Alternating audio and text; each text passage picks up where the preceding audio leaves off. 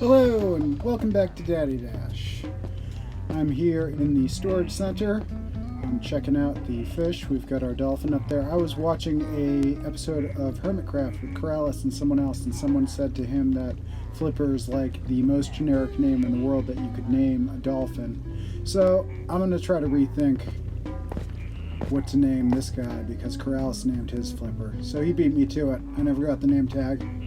Flipper is all yours. Generic dolphin name. Today we are down in the storage center because we are getting some raw fish because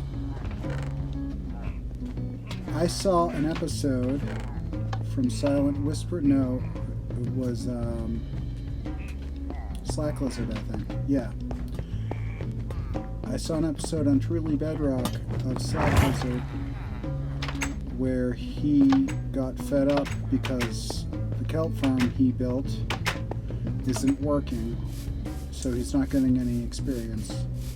And he showed me a temporary, on his show, he showed a temporary workaround to get some experience points. It's kind of utilizing a bug, but when you have a bug that's made something this big not broken, as he said, and let's go swim around in it for a sec, because you really do need to see how big these things are.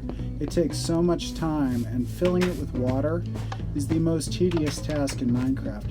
In video games, it's always been hard to swim in water, and I was thinking about that a couple of nights ago when I was trying to go to sleep, that Minecraft seems to do swimming really well, but if you want to fill water or pour water anywhere, it's just a nightmare to get this to work properly. So these things take a long time to build, and they are giant. And when they work, you can burn off all the kelp in your smelters and get experience points. I forgot to take a potion of water breathing. But they don't work very well. Well, I've got some redstone issues apparently, but they don't grow. They should all be grown up like that if it's not working. They don't grow very well at all. Look at how tall that one got. Anymore, except for these few. I mean, they reach their growth limit at the first stage, and all we need really is for them to reach their growth limit at the second stage, because then as soon as one of these triggers up, these are all wired together, so as soon as one of these trigger up, and I'm gonna have to fix this redstone like I said, then the whole row triggers. So you do get a lot of them. Oh, I gotta get out of here. I keep forgetting. Usually when I'm down here I have a potion of water breathing. So there's a workaround to get experience points that you should be getting from this, and he decided to use it, and I'm going to decide to use it for the same exact reason, is that if you've got a bug stopping you from getting experience points, and there's another very, very, very easy bug that will get those experience points back that you deserve since you built the farm and it should be working. Because I mean, I built that and the super smelter over here. I've finished that, and I'll take you in to show you that later. But I built that and the super smelter. So here's the setup that I had. This is my cooking setup. So I put the food up here, it goes into the smoker, which dumps into this chest through, actually it doesn't dump into that chest. This chest is for show, but it's for more than show. It's just it's the exit to the main storage system, so I can put stuff away from up here. But here, this hopper is usually connected to this hopper, which then leads into the chain that goes into the storage system. So I disconnected it, pointed it straight down. I started some fish going, because you have to fill up the whole hopper once it's not going anywhere. So we're just going to throw a whole bunch of fish in here. Think I brought enough? Okay. And then what we have to do, I'm going to have to cut back for this. This is taking a while. We have to let this foot fill up. And then every time you pull fish from here, it recounts these cooked fish, since they're not going anywhere. So we're going to do that to get our experience points back, because I think anybody who's built a kelp farm and a super smelter, it's not cheating if you do that. Where did that block go? No, no. What? Okay. Oh, I didn't use my fortune, my soft touch. I can speak.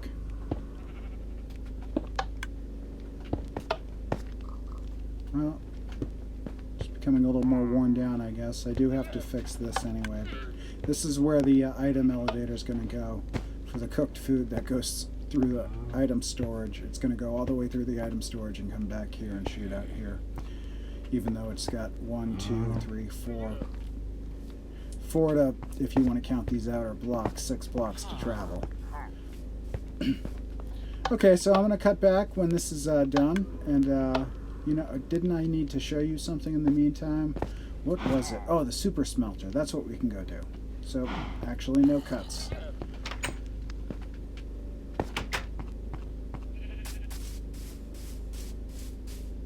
So I need to get some more leaves so I can finish this tree off.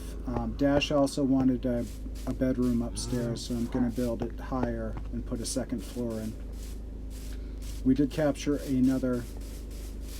The illager over here died, but this one is new. I just captured him recently. We're still working on the farm factory, but I have to get villagers up there. Well, the sugarcane's not growing either that well. So I either have to do another layer of sugarcane. I think I have to do another layer of sugarcane. After that, I have to get the villagers up there for the wheat farm and the carrot farm. And I have to look into if potato is useful for anything. Because carrots are useful for pigs and for golden carrots. And the wheat is useful for cows and leather and beef. I want to get off this fish diet as soon as possible and leave it for the cats. So this is the super smelter. I made it in the vein of a Keebler elf house. So I imagined them baking cookies here, and they have the trolleys that run the ingredients by and the fuel by. Even though we're smelting stone, we can pretend they're cookies in there. And then these right here mark whether you've drawn experience from them lately. So I worked my way down and back up. Since me and Dash are the only ones that use it, I can keep track of which way I'm going. These are just some chests that don't lead anywhere. The top one, so you put your fuel in here and you send it off. And then I have the collection one always running. Since it's kind of, you know, it's only 2 people playing in the world at most, I'm not getting too much lag as long as my internet's doing okay. You put your items in there, and we need to come back with items, so I'm going to have to cut and come back with some cobblestone so I can show you how this place is. It's kind of neat how it lights up. 1 second. Okay, back from the storage room, and I've got cobblestone this time. Oh, it's best actually, I'll show you. If you have this chest into a hopper situation and you put cobblestone in, you cannot put any more cobblestone until it drains out. I mean, it drains fast, but so it's best to just go here. Do this. And that's the best trick I've found. Anytime you see me doing something that could be done better, please feel free, if anybody's actually watching this, to leave a comment in the comment section for all you Minecraft experts. This is Bedrock Edition, and I am thinking about renaming the series from Daddy Dash to Eskeltown or something like that. I just think it deserves a better name than that. I don't think Daddy Dash is the right name for this series. It is maybe saying Minecraft somewhere in there so people know that it's Minecraft, if you can't tell by the thumbnail. Anyway, so we'll put the rest of our cobblestone. Oh, we already did that. I'm too busy talking to notice what I'm doing. And we'll hit this button. And they should all light up. Okay, and that way you have, 21 pieces of cobblestone burning at a time. So every time one of these finishes, you have 21 cobblestone, 21 converted items, cobblestone to stone in this case. So that works out really well because, after about a minute you have a stack. I haven't timed it, it could be less. So that's how the furnace works. Do we have any... Oh, need to eat. I don't have any food on me. Did I put my cooked cod in the furnace, in the smoker. Okay, we need to check on that next. There it is. Cooked salmon. Oh, only the good stuff.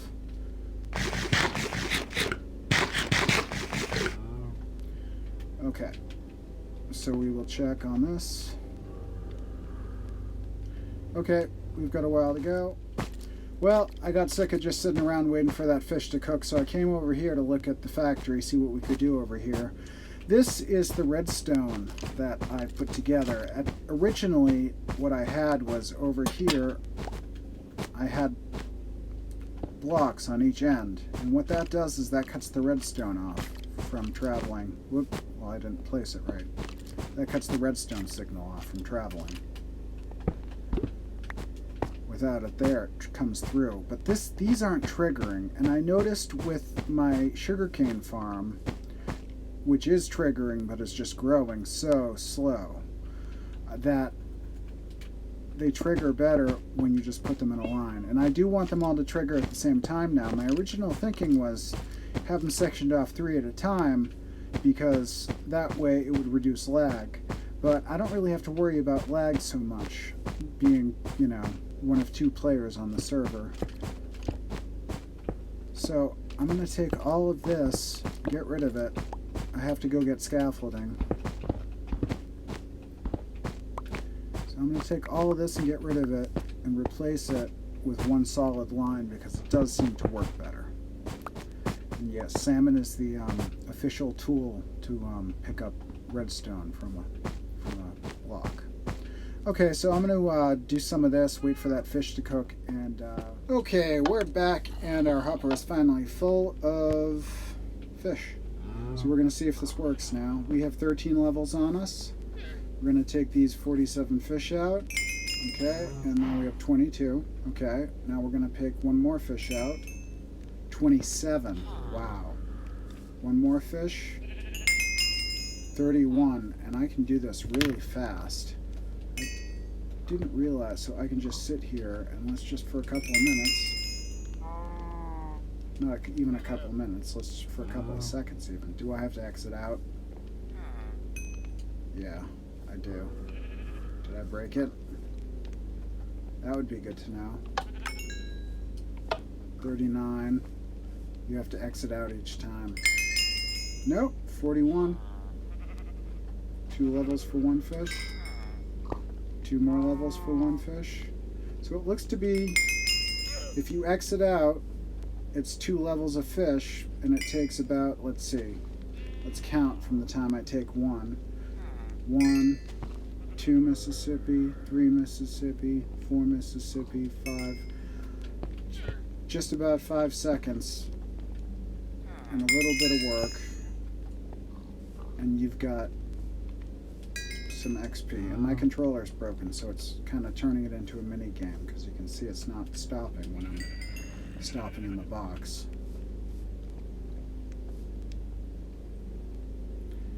Okay, wow, so that does work.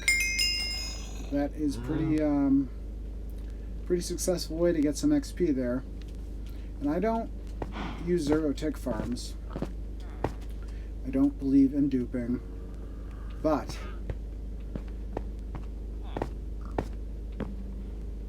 that is a lot of work. And that over there was a lot of work. And to have all of that give you absolutely no experience points when it's supposed to give you experience is not what you want out of a game that you just put a lot of time and effort into, because you're waiting for it to pay off. So we're going to use this for a little while. I am very grateful that Slack Lizard showed the community that trick. Thank you very much, Slack Lizard. I know you're not watching this, but thank you. Thank you so much. It is so awesome awesome for that to exist for all of us who have built kelp farms and smelters, super smelters, and then had just no experience points come from it. So it's wonderful because it's a lot easier than trying to